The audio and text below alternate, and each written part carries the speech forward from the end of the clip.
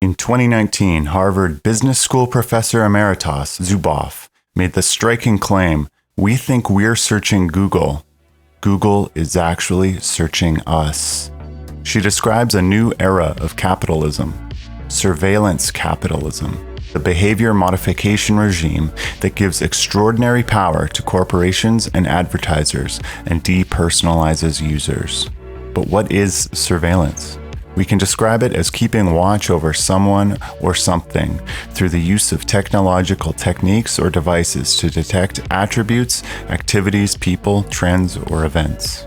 This could be as innocent as keeping watch over a sleeping child with a baby monitor or checking in on your grandparents a couple times a week. Today, we could think of surveillance as being built on cellular infrastructure.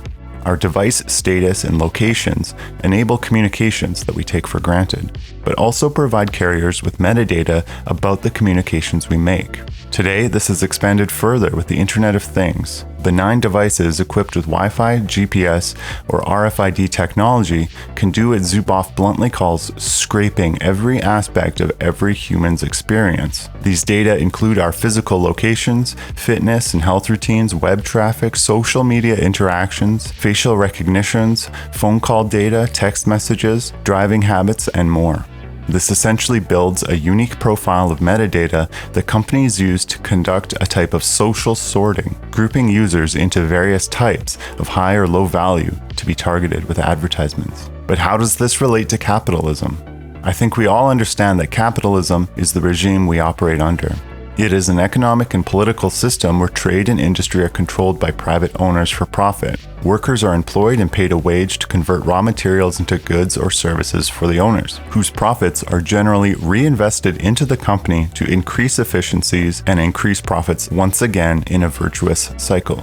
Surveillance capitalism, then, flips the script on internet communications and services by treating the users as raw materials who are fed into the capitalist machine.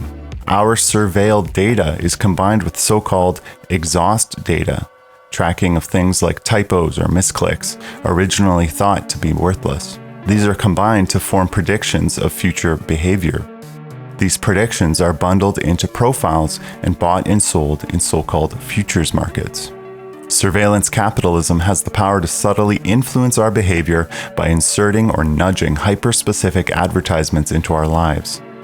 This level of oversight gives corporations an unprecedented level of authority that depersonalizes users, stripping us of our democratic rights and feelings of autonomy. Use an ad blocker. Delete your data.